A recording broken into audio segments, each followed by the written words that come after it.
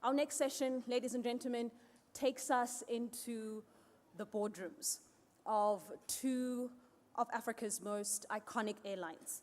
In a candid dialogue, we will hear directly from the men that are steering these carriers through some of the turbulent times, as we've heard, and finding these paths to growth within the industry. This is session 2. It is titled African Airline CEOs on Growth and Sustainability, and it is an interview between the acting Group CEO of Kenya Airways and the acting Group CEO of South African Airways. But to facilitate and curate this session, I'm going to call upon our moderator for this discussion, Ms. Maureen Kahonge. She is the Director for Commercial and Communications at AFRAA, and might we welcome her with a round of applause.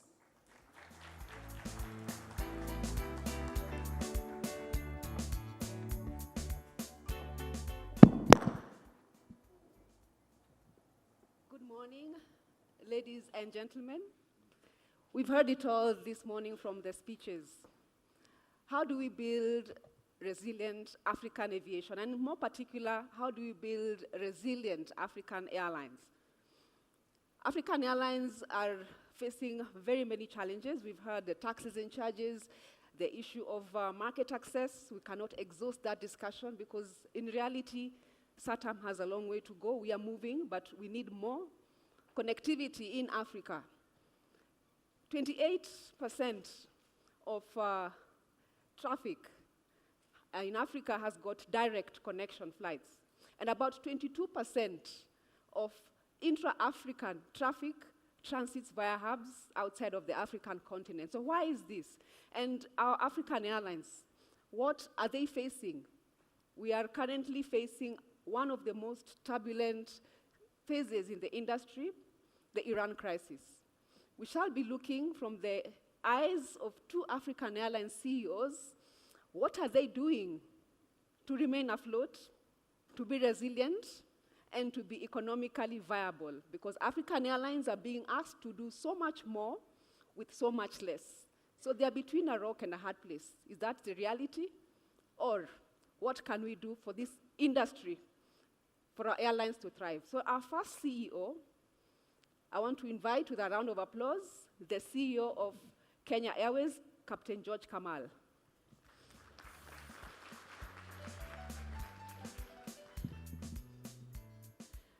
So I'll make it very comfortable. 20 minutes on the hot seat. Alone? Yes. Okay. You're not coming with me. Okay. 20 minutes on the hot seat. Captain Kamal, Kenya Airways has been going through various phases of transformation, restructuring. So what are your current priorities as the airline? All right. Thank you. Thanks for everyone. We have three priorities, to be honest. Now, first one is stabilization. Second is profitability. The third one is the sustainable growth. Those are the three pillars we're building on. So in 2024, Kenya Airways have made, for the first time, the profitability of 5.4 billion. But this shows you 2025, 2026, the fragility of the airline. And it shows you as well how the airline is impacted by any shocks that comes, like fuel, like geopolitical issues, like spare parts, like engines, supply chain issues. That's how the airlines are very fragile, the aviation sector in general. But when you speak about Africa, you know, we have an immunity. We started having an immunity in Africa. We passed pandemic, we passed geopolitical issues a lot. So I think we're building a thick skin. And that's most of the airlines will look at themselves and they will see we're building a resilience. So with that, I would say we will keep pushing despite all the issues we see around instability and even the Gulf region instability as well. So you have those three priorities, the key pillars, and we've been hit by the geopolitics, which we cannot ignore. Fuel price has about doubled, and how are you're saying you have a thick skin, so how are you sailing in this turbulent period as Kenya Airways? Okay, let me start with something first, and I don't know if everybody is aware. In Africa, profitability per seat, and Camille is, I don't know, he ran outside somewhere. But as per IATA, profitability per seat, not the margin, but profitability in dollar value, is for 2026 is $1.3 per seat. Is everybody here is aware of this number? $1.3 per seat. Per passenger, not Per per passenger, seat. Yes. yeah, per passenger, sorry. So 2025, it was 1.4 higher. When you go to the Gulf, you're talking about $28, okay? When you come today and we speak about to continue in the same way and we're expecting a different results, it's not going to happen.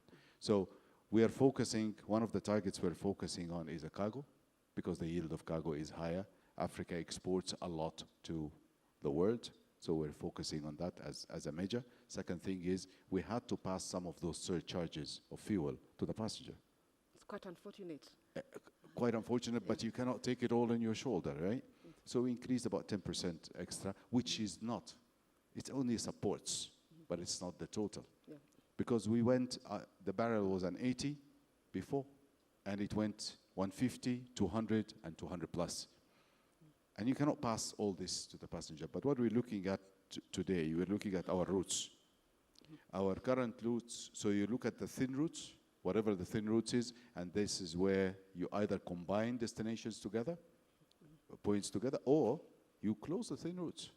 For now, you cannot continue to operate such a routes. And we saw big major airlines are closing some routes, and other major airlines are closing down completely. So has Kenya Airways closed some routes or we are in the process to do so.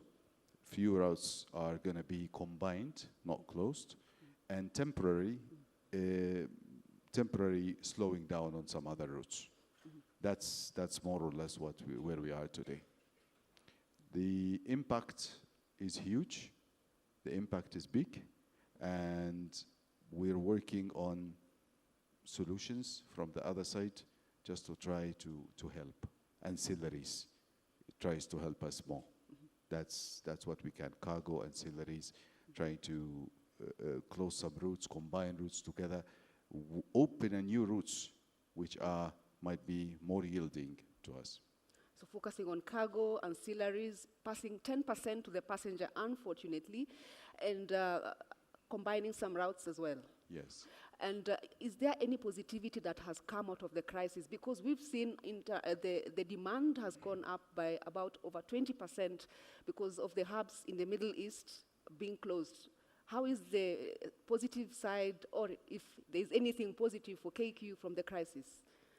Are the aircraft fuller? Okay, let me not say that, because that will mean that we are striving in crisis only, and we wish to continue. We don't wish to continue that.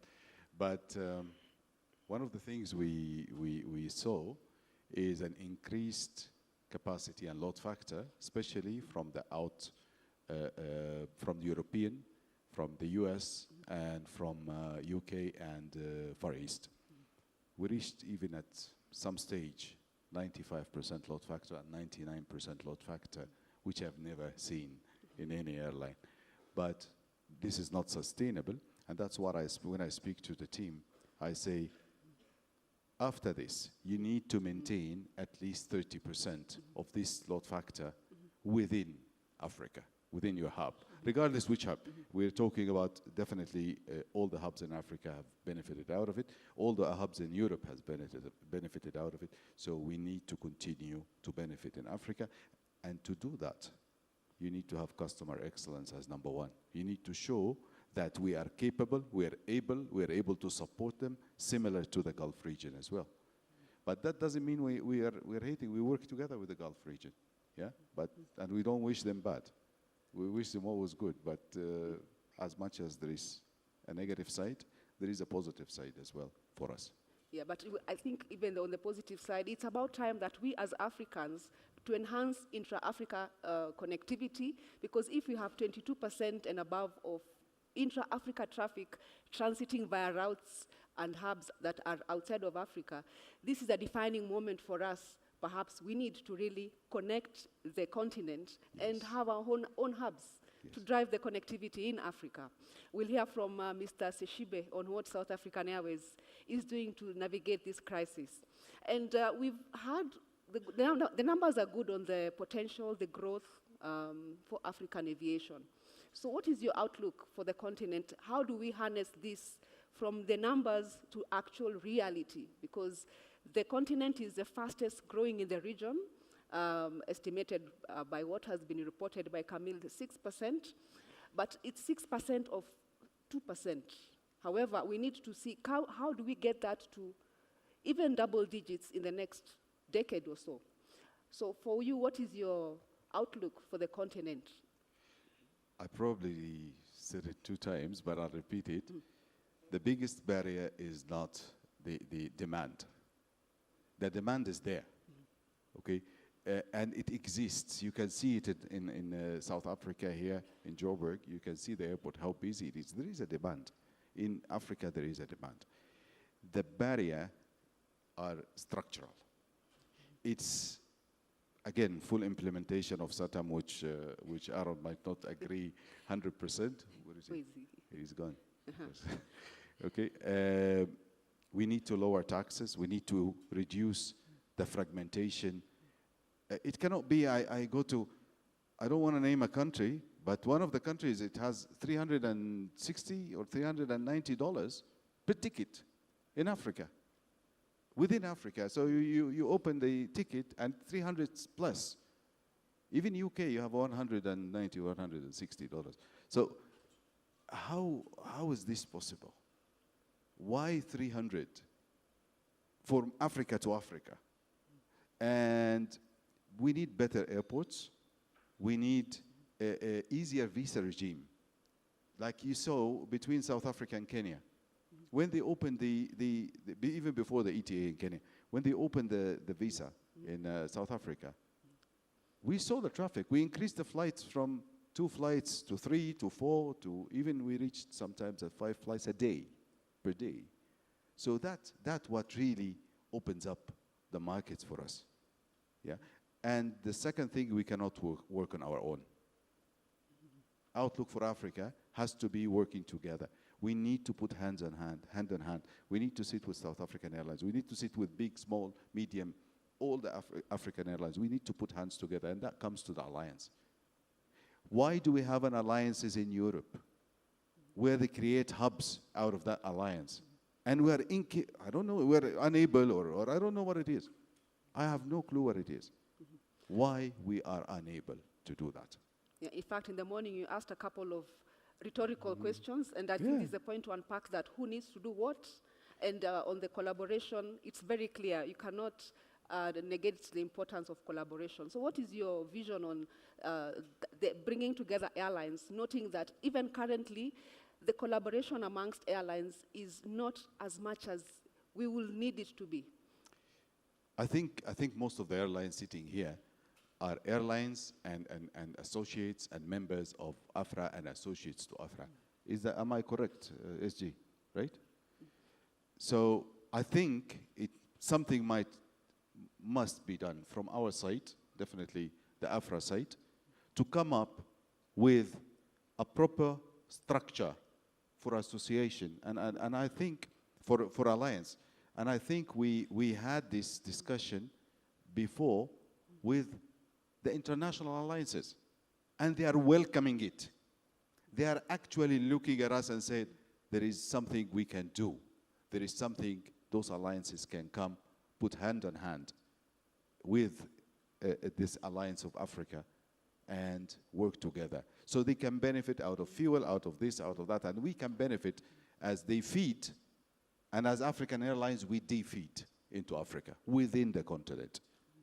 There is one destination in Africa, I'm so sorry to say, one destination, we went to AFRAA previously. I took about 20 hours to reach there from Nairobi. And by the way, I can see the destination right there when you look at the map. It's right next to me. But I took 20 hours because you either go to Europe and come back, or you go to South Africa and bounce back up. Or Middle East. Or Middle East and bounce back. Does this make sense? I don't know. I'm not, my brain can't take that. Yes, our work is really cut out, but the question is who needs to take action and what action? And getting on the implementation, I want to really echo the words of the AFRAA Secretary General. It's time for implementation. The talk is, we've talked enough, talk is cheap, dime a dozen. We need now to move to the implementation. And as the chair of AFRAA, we will want to work with you closely, and even with the airlines that are part of AFRAA. How can we move forward to have more collaboration of African airlines amongst ourselves? Because that is the only way we can drive collectively forward the African aviation. In terms of aircraft, collectively African airlines are about less than 1,000 aircraft, collectively. And if you look at America, that's just one airline. We really are very fragmented. So collaboration is important. We need to come and work together. And before I can let you go, I want to really talk about a subject that's really important to the heart of Kenya Airways, environmental sustainability, and more importantly, on sustainable aviation fuels. Last week, at the France major summit we had in Nairobi, Kenya Airways signed an MOU with Rubis Energy Kenya on sustainable aviation fuel, and this marks a very important step. Can you tell us more about what that MOU entails and what Kenya Airways will be doing to drive the production of SAFs in African continent? Thank you so much. Let me start with something before I answer the question. Just 1 second. I saw today that South African Airline and South Africa is investing also in SAF. So both of us are investing in SAF next to each other, and both of us doesn't know. And that's a fragmentation. That's part of the fragmentation, because we could have worked together, all right, and produce, put a bigger refinery for SAF. Okay, so what does that mean to us as Kenya Airways and as Kenya? So what we've done is we signed an MOU with Rupis, and once the due diligence is completed, we need about 18 to 24 months, and this refinery will be up and running. The total production is 32 tons. That's the capability of the refinery at the initial stage. We signed 2 MOUs actually. The second one is biodiesel. Currently we produce 1,000 liter of diesel out of plastic today in Kenya Airways. And tomorrow we are looking at 10,000 liters of diesel. Our main consumption for our ground handling is 4.5, but this is not the main. This biodiesel is a cheaper diesel, that's number one. Number two, it's less carbon, about 50% of carbon emission and 50% of sulfur emission. Okay, so that's the best thing about it. And the SAF fuel production as well, with the mix we are looking at, it's reducing carbon by far. And now, why Africa? Why Kenya? Why South Africa? Why other African? Because of the agricultural resources we have. And what we're using now is a biofuel feedstock, because we're using, this is the new technology where we're using the oils, the used oil, and animal fat. So we're not fighting for the land with the food, because otherwise you will be fighting for the land later. Okay, and we have a lot of renewable energy potential within Africa, and that's where we need to tap more on it. I do believe we will be able to achieve, and I do believe we'll be able to grow the sustainability in Africa, not only on the SAF. Not only on the SAF, because everybody looks at sustainability and looks at SAF. SAF is one part, but the other parts are we are planting plants, millions of trees, we're putting them in place. We are doing a lot of other stuff, recycling, using the waste recycling, and there is a lot of stuff we're doing with collaboration, definitely with Airbus and other entities to support. That's very commendable, and it's important that you brought up the point that we are also taking a fragmented approach on the matter of sustainable aviation fuels. So we want to encourage airlines such as Kenya Airways with your initiatives on SAFs to also join forces so that we can have the ecosystem on the SAFs collaboratively being driven in Africa. Yes, because we can't work alone. No. You know, even the production, I want to sell as well. We produce also with certification to sell. So it's a commercial part. So I can't work alone, and the production is higher than my consumption, to be honest, at the end of the year. So it will need a lot. It will need other partners. So you can't even work for sustainability on your own. Yeah, we look forward to hear more of that, and your sustainability report that you launched as last year. The next edition, we'll be looking to read more about that. And one final shot, what does success look like for Kenya Airways in about 5 years? In about 5 years, you have, by the way, you sent me some questions. I didn't read them. Huh? I forgot to read them. No worries. We need to be financially sustainable as an airline, operationally reliable, and we need to be resilient. And we need to be number one in cargo within our region. So that's one of the elements, and also modernization and of fleets and cabin and the digitalization and AI-enabled airline. We are working now with that, working very close to equip Kenya Airways with an AI tools, with Amazon and others very strongly, and you will see that very soon coming up, even in ground handling. Certainly, we do look forward 5 years from now, successes that you've highlighted. Thank you very much, Captain George Kamal. A round of applause.